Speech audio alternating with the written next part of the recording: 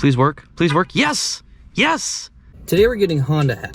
But one thing, before you do anything, you're gonna go to autohack.org, or if you want to make sure that you go into the right place, you can Google Honda Hack and autohack.org will pop up. Go there, click on how to purchase. If you want the pro version, get the pro version. It'll tell you the differences in between both of them. We'll go over them at the end of the video, and I'll tell you guys if I think it's worth it or not.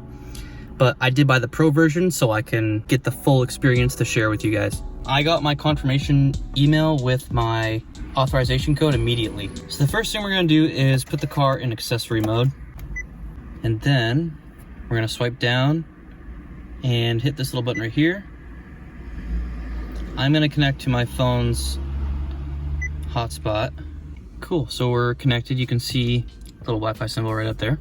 Now, you hold down the brightness button, the phone, and the volume button at the same time. Until something happens. Cool. Now we go to detail information and setting. Hold down the phone button for about 5 seconds. Awesome. Now we'll go down to special function setting. Cancel Android restriction, and nothing's gonna happen here. Just make sure you press it and you hear the beep. Then we can go back,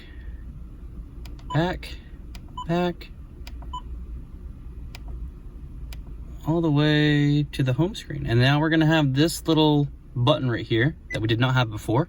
We'll go to browser. This brightness needs to go down, jeez. All right, so now we're going to go to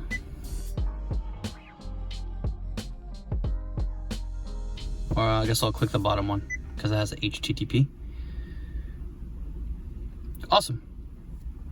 Get start. And enter your authorization code.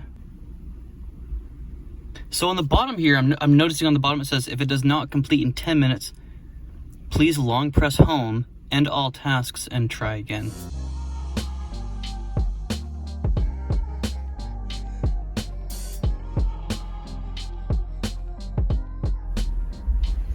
Cool. So I didn't see this in the tutorial video, but you know, we have a Civic. Continue. Please reboot the head unit. So I'm gonna hold the audio button for 5 seconds.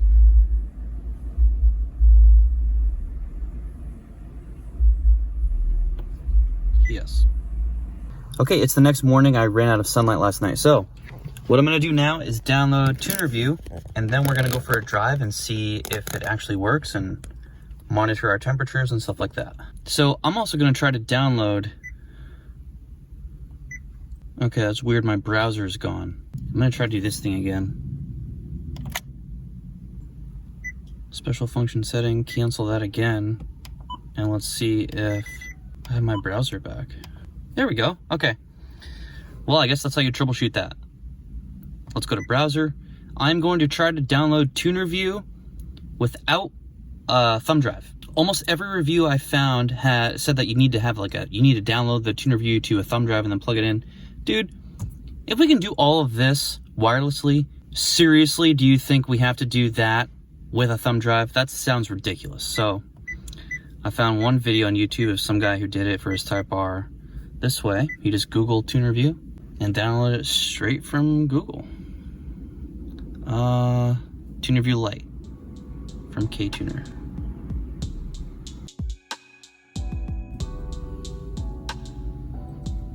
And we're gonna download the APK file, whatever APK means.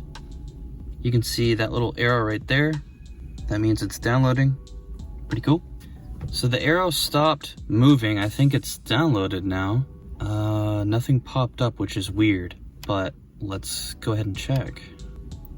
Downloads. Tunerview.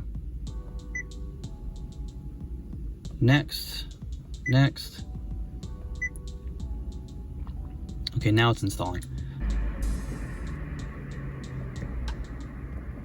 Awesome. Okay, so now before you can get the Ktuner to connect via Bluetooth, you have to get your laptop in the car. There actually is one step that you have to use your laptop for, I'm sorry.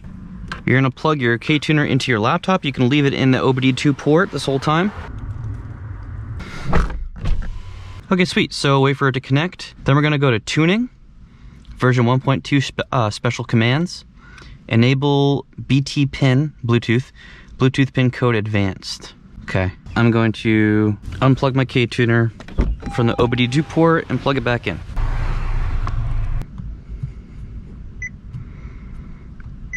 Connect.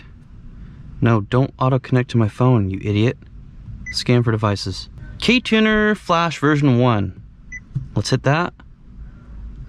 Please work. Please work. Yes! Yes! We're working, man! We got it, boys. Okay, so I started the car, now it disappeared. That's cool, though. That's cool. We'll bring it right back up.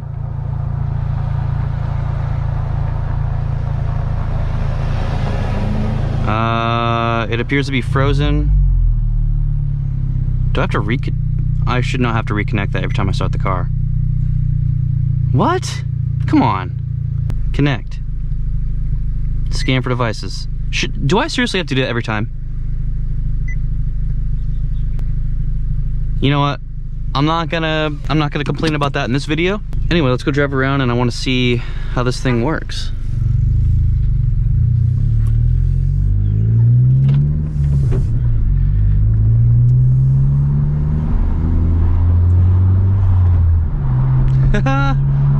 That's so cool.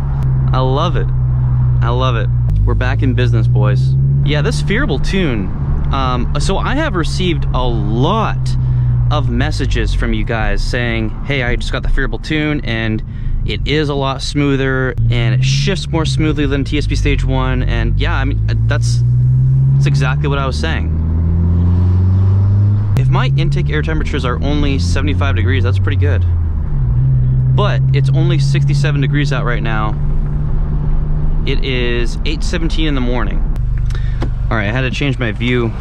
Let's keep driving around. So anyway, it seems like a lot of people are purchasing the Phearable tune and they're very happy with it, which I'm super happy to hear. So an update on my intercooler situation. I heard back from MA Performance and they said that there's another delay in my shipping.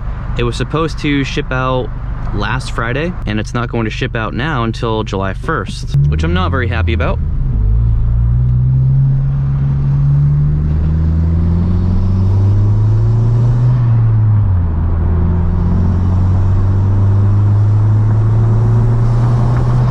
Let's try a different view here.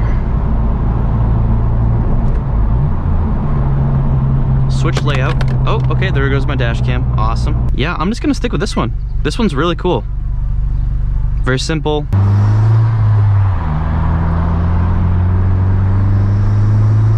This guy wants it. Oh, I think that was a girl. Before I make this a super long video, I'm just gonna say, I was looking around last night for project cars and I found a few. I'm willing to either drive out or fly out to a very far away location within the United States to get the right car for the right price. I found this one right here. Now, yes, that's a lot of miles. Not really a lot of miles for a Honda though. And one, it's bone stock. So that means I would have a ton of modifications to do. I would probably do like a full 2014, 2015 interior swap.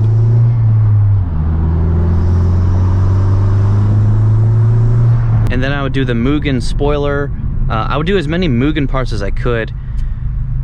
And this may be an unpopular opinion, but for the 9th Gen Civics, I prefer the front bumper from the 2012 sedan over any other front bumpers from that generation. That's my opinion. You guys probably don't agree. So anyway, with that red one that I just showed you guys, I would, you know what?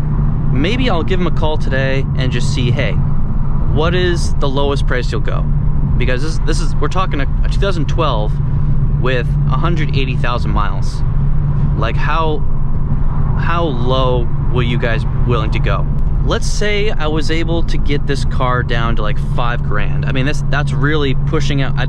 This is a dealer we're talking about, a Mercedes-Benz dealer, so they're probably gonna want to get every single cent they can. If I got that, the first thing I would do, I mean, Vivian and I would fly out, we'd drive it back. Then I would get it home. I would do a tune-up myself, and then I would bring it to a dyno shop, and I would just do like a baseline dyno pull, before we start all the modifications and see what is this car making at 180,000 miles to the wheels. And then also, maybe I would try my own paint correction and ceramic coating. I don't even want to get any further into that. There's a whole bunch. I made this list. Here's a list that I showed you guys in the last video, but I'll show it again. I really want to know your opinions. Anyway, I've talked your ears off. I've been driving for about 20 minutes. My intake air temperatures are 82 degrees, pretty nice. So everything seems to be working great. One more pull for the boys.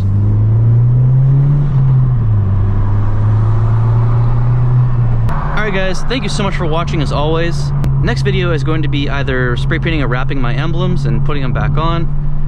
And I'll see you next time.